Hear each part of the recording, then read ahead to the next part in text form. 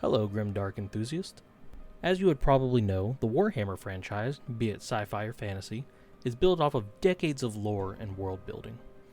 While the youngest of the bunch, Age of Sigmar, is just barely 3 editions in at the moment of this recording, it has gained a very loyal fan base in the span of just about 7 years. Even though each of these cater to a specific niche of hobbyists, it's pretty safe to say that Games Workshop has put out some of the best plastic wargaming miniatures on the market, and even more so in recent years.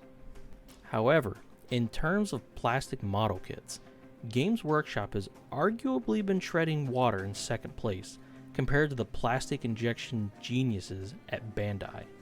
While people in the land of the rising sun don't use their models for wargaming, the technicality of what Bandai can achieve with their models is legit jaw-dropping.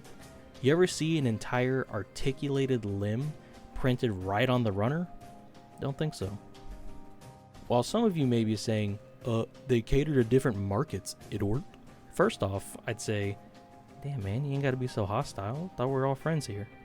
But for real, you're correct, as the majority of Bandai's plastic model efforts are focused on Bandai's premier anime series, Mobile Suit Gundam. Obviously, you won't be seeing them making Space Marine model kits anytime soon. Oh, what? They did that once? Oh. Let me introduce myself. My name is John, and I am an avid model kit enthusiast. I have been building Gundam models on and off for at least a decade, and have just recently started this channel with the intent of showing off the various models and builds I make. So I feel like I occupy an odd niche that can explain to a Warhammer fan why Gundam model kits may be appealing to you if you're looking for something different. While the model kits are affordable and familiar enough for you as a Warhammer modeler, I'm hoping to spark enough interest in the Gundam series in you to not only enjoy the model kits, but the 40 years worth of media and anime the franchise has to its name. Please note that this video is the sister video to another video on my channel where I talk about the reverse of this subject, being a Gundam fan getting into Warhammer.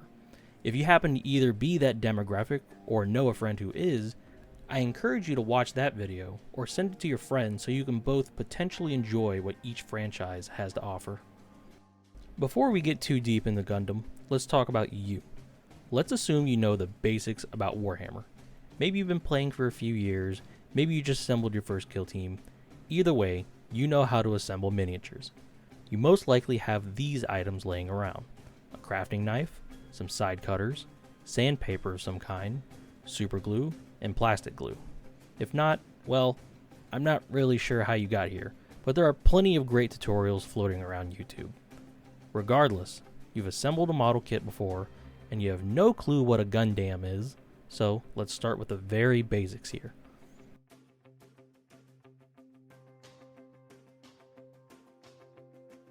Mobile Suit Gundam is a mecha anime series that debuted in 1979 that follows the story of a young man named Amuro Ray and the 1-year war between the Earth Federation and the Principality of Zeon. Gundam was not very popular in its early run, being commonly cited as the first show in the real robot genre, as opposed to other shows cemented in the super robot genre. Gundam was actually quite close to being cancelled, but when Bandai acquired the rights to produce merchandise for the show, its popularity skyrocketed. From there, various sequel shows and spin-offs came about, populating various markets with their iconic mecha designs.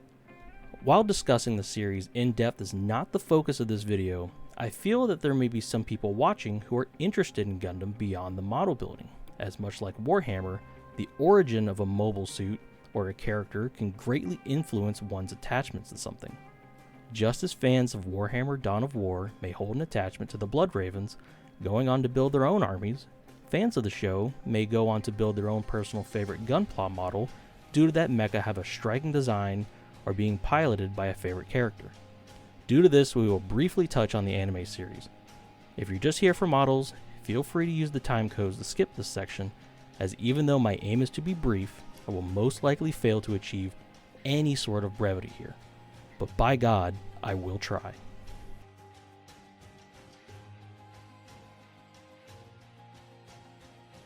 Just as Warhammer has 40 years of history and many parallels between its sci-fi and fantasy variants, Gundam is a very long-running anime series with various tropes and story beats reoccurring over multiple timelines.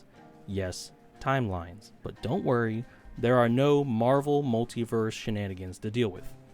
Well, sort of, but we'll get there. At the end, I'll give my personal recommendations as to which Gundams make for good first-time watches for people new to the series. In this case, you. The first timeline is the Universal Century, where the classic Gundam debuted. Universal Century is the most populated, as this timeline is Japan's favorite, and also the first. This timeline is the closest to the real robot genre that the original Gundam helped begin, being a serious, realistic take on the horrors of war and how there are rarely any winners in the end.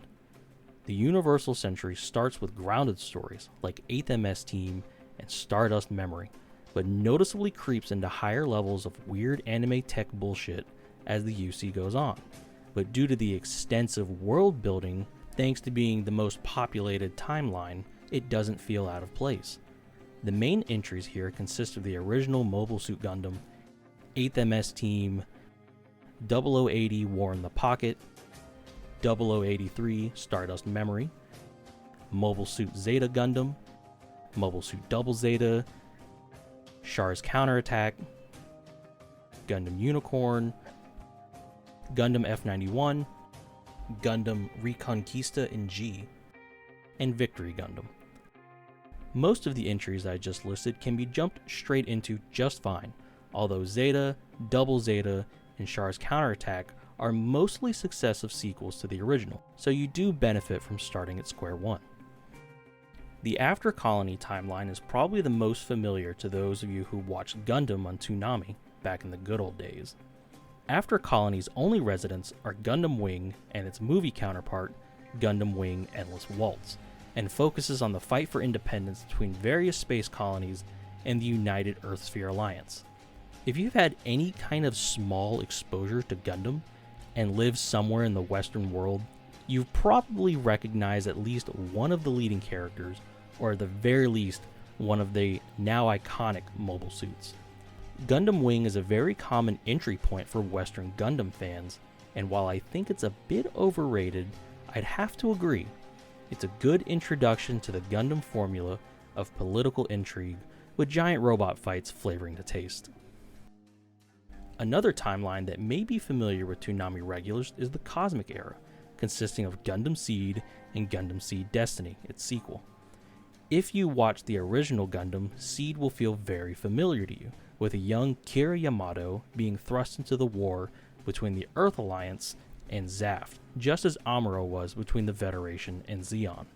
I'm gonna be honest, I'm generally not a huge fan of Seed, and especially Seed Destiny, in story, characters, or mech design. So I really don't want to talk on a series I'm not as up to date on as others, but a lot of people like Seed, and I don't remember it being bad as Seed Destiny. So yeah, if it looks interesting, go for it. It being a retelling of the original Gundam means that it's very accessible for new people. I will say though, all of the intros for Seed and Seed Destiny are objectively great. This is not up for debate. The next major timeline is Anno Domini, our very own IRL timeline. This timeline is mostly exclusive to Gundam 00, its mangas, and its sequel movie, Awakening of a Trailblazer. This one is very heavy on politics, with a private organization called Celestial Being calling an end to all wars and enforcing their peaceful intentions by force. This one is a bit different than previous Gundams, as the suits featured here are more sleek and slender than the mass-produced blocky hunks of junk everyone else uses, which helps convey the power difference between Celestial Being and the rest of the world governments. The series highlights multiple different factions plotting and scheming to get ahead of everyone else, while boots-on-the-ground soldiers struggle to face off against Gundams with technology no one has ever seen.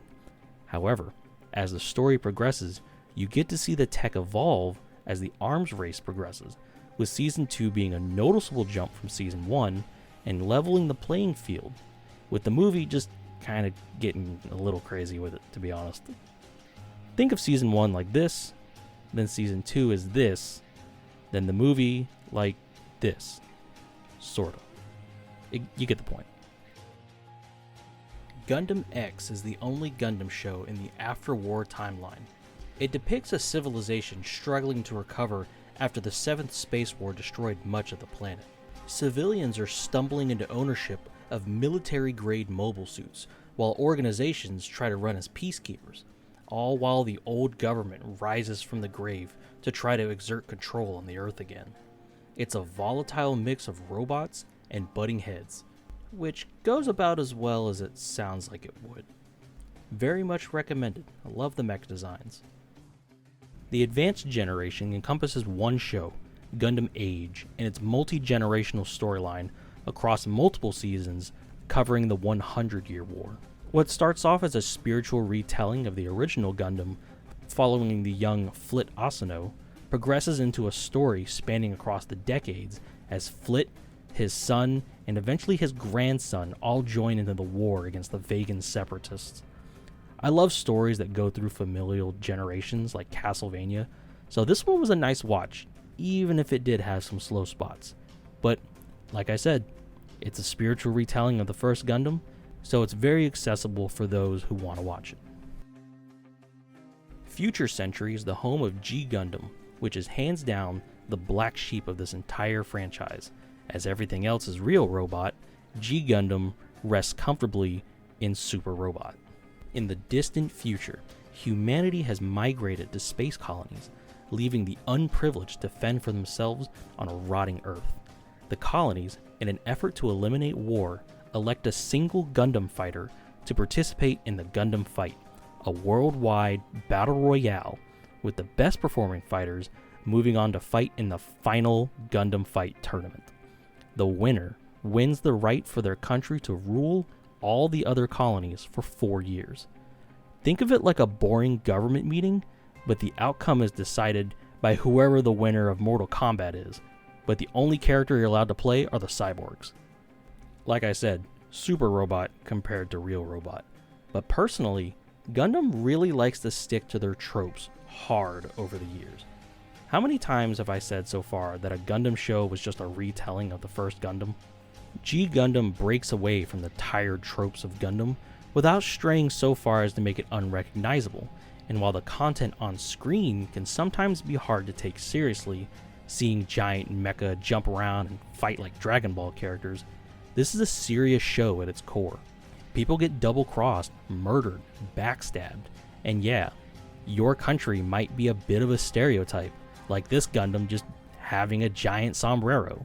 There are very little tongue-in-cheek, self-aware jokes about stuff.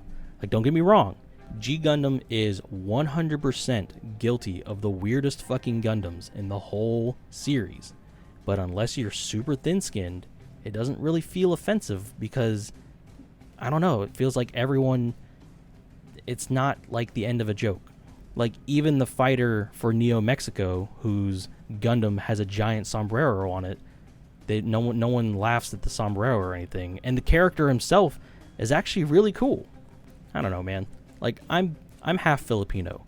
You know what I would do if the Neo Philippines Gundam's primary weapon was karaoke, like some kind of fucked up noise marine? I'd laugh, because it's 100% true. The Corect Century, no, that is not an opinion, is home to Turn A Gundam, a bit of an outlier. It is both a standalone series and the overlapping timeline conclusion to multiple Gundam timelines. So how does that work? It's kind of a healthy mix between an homage to other Gundam timelines and its own in-universe shenanigans. During the events of Turn A, or rather before Turn A, there was a war of such apocalyptic scale that most technology in the galaxy was destroyed by nanomachines. The Earth is mostly reliant on limited steam power technology, while the moon race stormed the planet with mobile suits, with the intent of returning to Earth through means of warfare. Lauren, the protagonist, is a member of the moon race sent to live on Earth to scout it out for the invasion. He utilizes the Turn A Gundam to stop the war, torn between his life with the Earth folk and his origins with the moon race. Turn A is a bit more niche in the Gundam fanbase, but those who can appreciate its unique designs are very diehard fans, myself included. While it occupies a weird spot in Timelines, it's perfectly accessible on its own and doesn't require prior watching to enjoy cute femboys. The latest Gundam to hit good numbers in the West is Gundam Iron-Blooded Orphans in the post-disaster timeline. 300 years after the Calamity War, people living on a terraformed Mars began to push back against Earth for their independence. The story follows a bunch of rowdy kids who establish their own security company tasked with escorting an important political figure to Earth to negotiate peace. This one is a much more grounded story, with fights being gritty, ground-based skirmishes and brutal melee combat. Just to put the general warfare change into perspective, the Gundam signature armaments over the decades are a beam rifle and a shield, with possibly some beam sabers. The lead Gundam in IBO, Barbados, uses a giant fucking mace, with random shit being stapled onto it as time goes because the company is struggling with rent. It's certainly a throwback to the real robot spirit early Gundam had. Alright, that was the last non-meta Gundam timeline. Oh wait, I forgot about the meta timeline. Look, you know when I said not to worry about it? It's time to worry about it. The producers at Gundam looked at their massive series, sipped their fourth dimensional coffee and said, you know what? Let's make a show about us, but we're a Gundam timeline. The Build universe, which in reality is tangentially related to Anno Domini, but whatever, is a show where the in-show characters are Gundam fans, with every other Gundam show being a series within their anime. Additionally, Gunpla and their universe have been given motion via advanced particle tech, and people use their Gunpla models to fight in VR arenas, and eventually an entire VR MMO. If you played Custom Robo on the GameCube, it is quite literally the exact same shit. There's even Gunpla's Secret Police Force. It's very meta, but honestly it kind of works. If you're an outsider to this hobby, which you probably are, assuming you're watching this YouTube video at this momento, it lends a lot to the perspective as to why people can be fans of Gundam. It can be easy to write this meta timeline off as a toy commercial, which, yeah, fair, they're not exactly subtle with the buy our Gunpla ads. But the first Build Fighters anime is genuinely some of the best Gundam content in the series. Highly recommended for all levels of Gundam familiarity.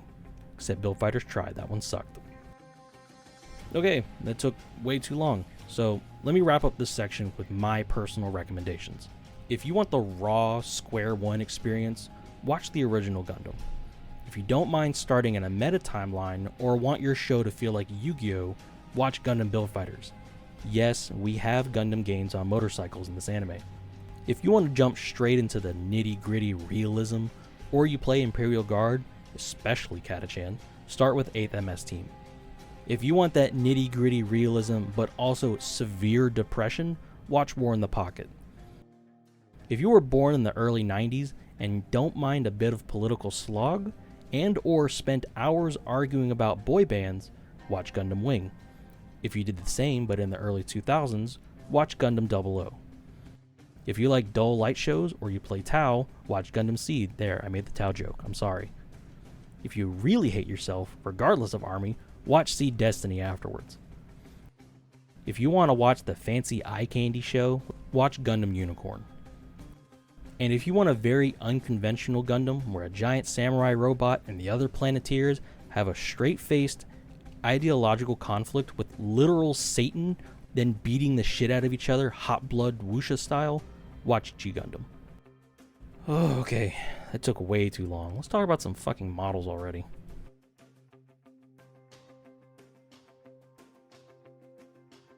Gunpla is short for Gundam Plastic Model. Not very complicated. Sometimes you'll also hear Plamo, which is plastic model, but obviously that's a bit more of a general term, but Gunpla falls underneath.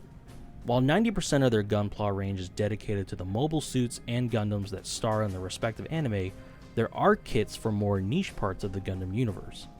Gunpla are combination plastic models and action figures. How does that work, you say?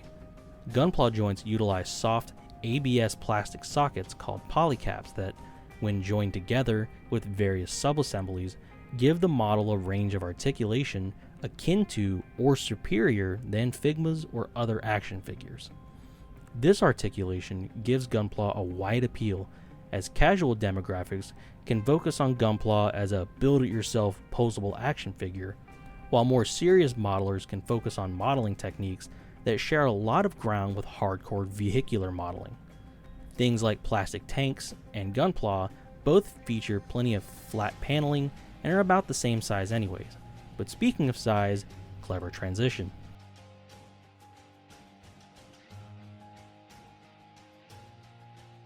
Before you go out and buy a cool looking Gunpla, you should know about the physical size and scale of the model kits, which have been categorized by Bandai into different grades. No, you're not being graded on this video, is what I would say if there wasn't a quiz at the end, but there isn't. Or is there? There are many niche grades and scales, but I'll cover the most common ones here. Note that when I say something like 1/144th scale, it means that the model is a fraction of the original's in-universe height. In reality, this translates to the majority of the kits to fall anywhere between 5 to 14 inches in height. The first grade is called the entry grade. These are deliberately simpler kits that sacrifice articulation and detail for their low cost, rarely going over $12 at most. These are great for people with cold feet or a younger cousin or something, a nice spot to test the waters, but for some reason harder to find than the next grade we'll be covering. The next grade is called the high grade. At 1/144 scale, most of these models end up standing about 6 to 7 inches tall. The high grade scale is very popular, known for the massive variety and selection of mobile suits while also being a good price, usually anywhere between $15 to $30 per kit. A kit's price will usually be relative to the kit's age and how much plastic comes in the kit. If you're used to paying $60 for a single unit of Warhammer infantry, buying 2 or 3 kits for the same price might be kind of jarring. In my experience, entry grades are good for practice, but high grades aren't that much more complicated, so you can comfortably jump past an EG into an HG even with little to no experience. The SD scale, or Super Deformed scale, are essentially chibi Gundams standing only a few inches tall. If you happen to remember that old show SD Gundam Force, that's SD Gundam. They're also solid for a beginner's choice of model, as these are usually on the cheap and very simple side. The most expensive SDs barely scratching $30.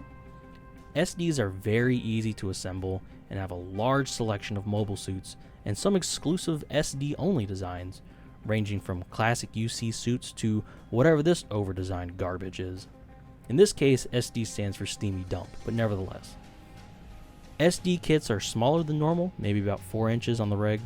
Their pieces are generally not that tiny, so you usually don't have to worry about anything being too fiddly. The next grade is Master Grade at 1/100th scale. These models usually stand about 8 to 10 inches tall and are assembled a bit differently from a high grade. Featuring a higher parts count due to the increased size, the majority of Master Grades feature an internal frame or skeleton that you assemble first, then attach armor parts onto. Think of it like Guyver. You gotta build show before you put the Guyver on. The variety here is not as comprehensive as high grades, but the increased size and the more detailed kits in the MG range is more appealing to those who don't want to work on tiny kits, which, if you're coming from Warhammer, probably isn't that much of a problem for you. These kits usually run anywhere from $50 to $100, once again depending on age and the amount of plastic that's in the accessories and whatnot. The real grade line is a newer line of 1/144 scale Gunpla that focuses on bringing master grade quality and parts separation to the high grade scale. These are hands down some of the best looking 1/144 scale Gunpla, but be warned that RG kits are replete with tiny, fiddly parts. As I've said, coming from Warhammer, it might not be that bad for you, but I'd still suggest a high grade as a first kit until you get used to things. After all, there is a reason the RG Zeta is affectionately known as the RG hand grenade. The final grade we'll be covering are the perfect grades. Perfect grades are the pinnacle of Gunpla kits, standing as a testament to Bandai's plastic wizardry. At 1/60th scale, these towering behemoths stand about a foot tall and come with a full inner frame and near perfect detailing and proportions. It's not uncommon at this scale to also include LED kits to give your PG light effects, most notably on kits like the 00 Riser and the Unicorn. These features are costly though, with the oldest perfect grades hovering at about $150, but most hitting about $250, with some outliers even hitting $350 or even $500. It's highly recommended to get quite a bit of experience with Gunpla and other plastic model kits under your belt before trying to tackle a perfect grade. So that covers most of the standard grades you'll encounter while shopping around for Gunpla. I highly recommend starting with a high grade, as an average of $20 a kit is the perfect buy-in to see if these model kits are right for you. The smaller size compared to other grades is something that you, as a Warhammer collector, really shouldn't be fazed by, as if you've built an Imperial Knight, you can pretty much build, like 80-90% of the model kits in the Gunpla range.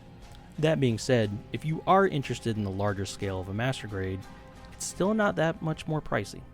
Regardless, just like in Warhammer, don't just buy something because it's cheap. Get a kit that you like. Sure, you could save $10 by getting a powered GM instead of a Sinanju, but if you like the Sinanju more, you're going to enjoy the process more than if you got the powered GM. Not to shit on the powered GM. I like the powered GM.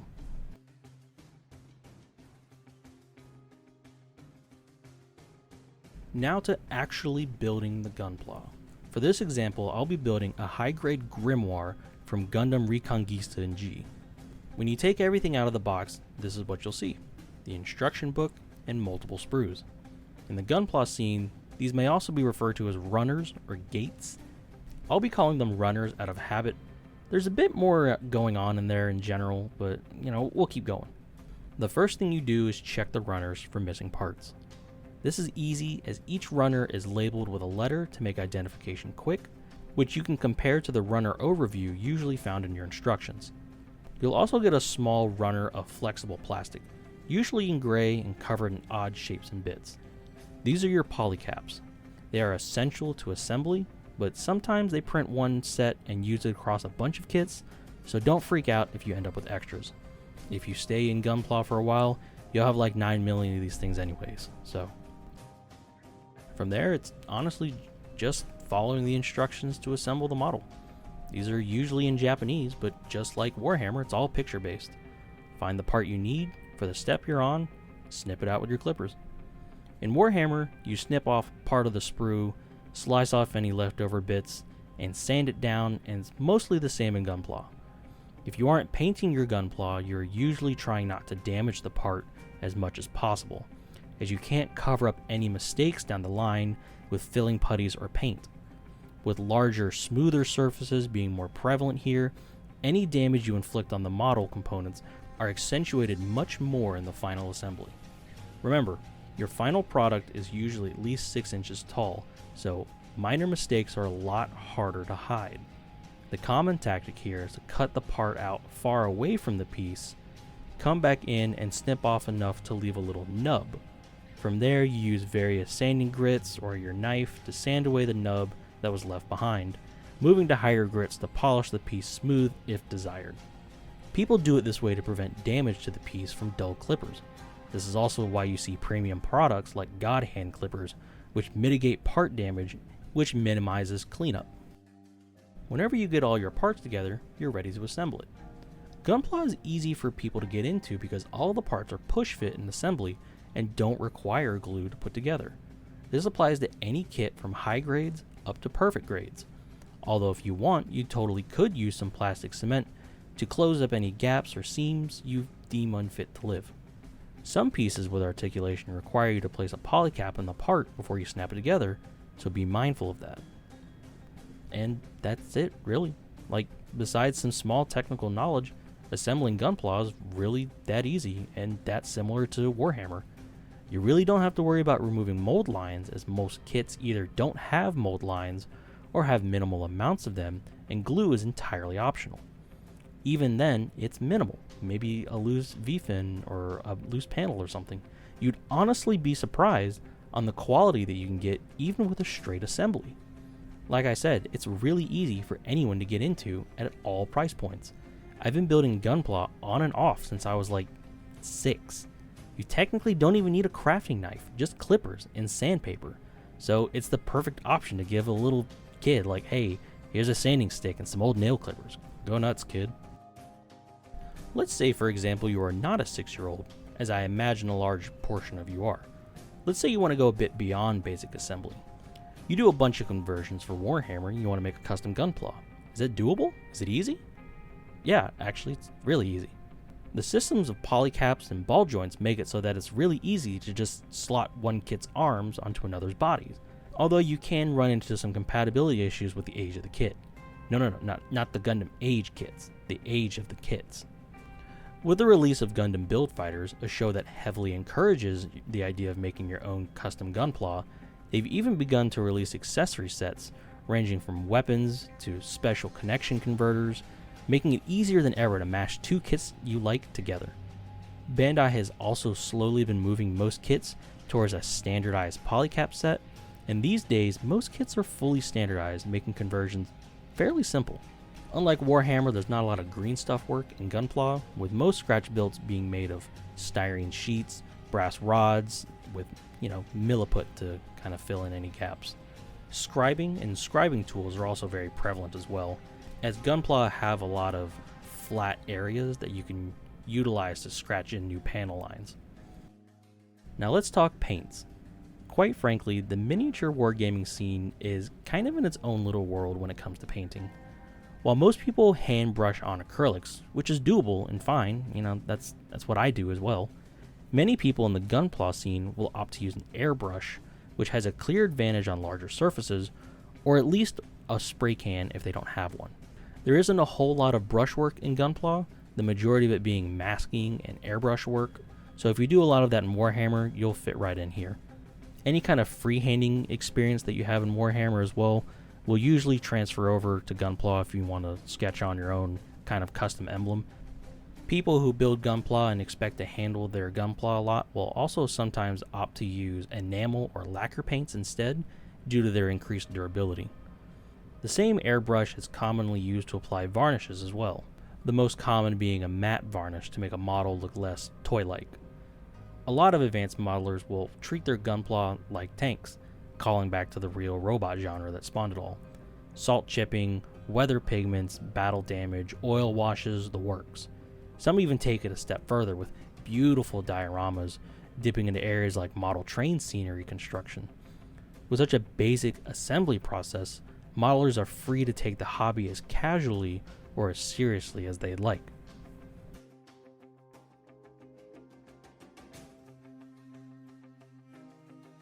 So that's it, I think. Or at least I hope that's everything. There's a good chance I missed out on something, but usually a little Googling around will answer any questions you might have. Or you can drop a comment and either myself or somebody passing by will try to answer you.